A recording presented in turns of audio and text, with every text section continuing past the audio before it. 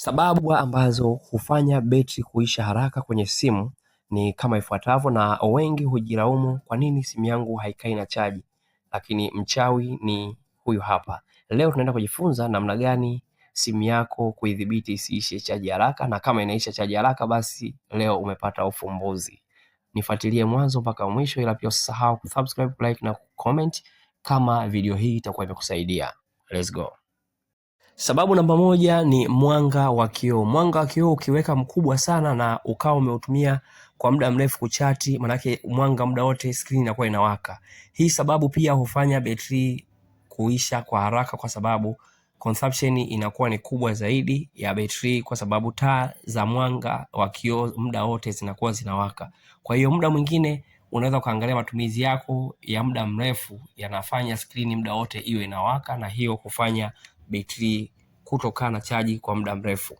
Sababu namba mbili, kutumia skrini kwa muda mrefu, yani kuwa na mwanga mkubwa, time kubwa kwenye skrini yako, yani mfano matumizi ya TikTok, YouTube, gaming, betri hufanya huisha haraka, kwa sababu matumizi haya muda wote mtu anakuwa yuko anaangalia, manake skrini inakuwa haizimwi muda wote, inakuwa skrini iko on. Na pia kingine, app nyingi kuwa zina run background, yani kwa mfano matumizi ya hizi TikTok, Instagram, WhatsApp zinakuwa zina background running. Kwa mfano umeweka zile notification kwamba kipindi umetoka kwenye WhatsApp au TikTok, lakini matukio yanaendelea kujiupdate kipindi wewe simu yako hauko kwenye ile app. Kwa hiyo kama unaweza pia unaweza ukazima hiyo background refresh ya kwenye hizi app, itakusaidia kupunguza matumizi ya betri na simu yako ikawa inakaa vizuri kabisa na chaji.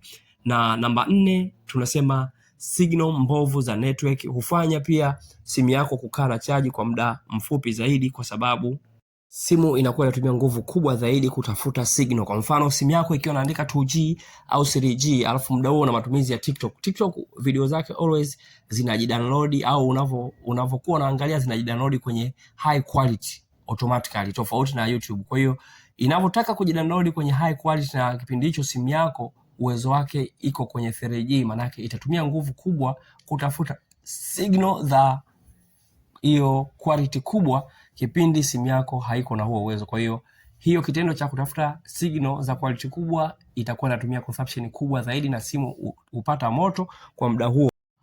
Kuwasha Bluetooth pia inaweza kafanya pia matumizi ya betri kuongezeka. Kuacha wifi ikiwa on kama hauitumii pia, ila pia kuwasha hotspot, kumwashia mtu hotspot pia inafanya simu yako kuchemka na matumizi ya betri kuongezeka, kwa sababu inakuwa umeiongezea mzigo mkubwa zaidi kwenye simu yako.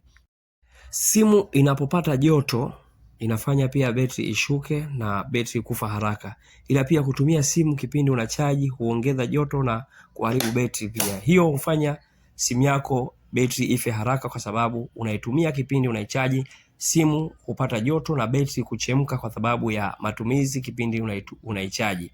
Ila kingine tuzungumzie betri kama imechoka pia, betri inakuwa inapata joto kwa sababu betri imechoka, uwezo kuhifadhi chaji umeisha. Ila pia kuchaji vibaya unafanya pia overheating, yani kupata joto kwa betri na automatically betri kufa kwa haraka.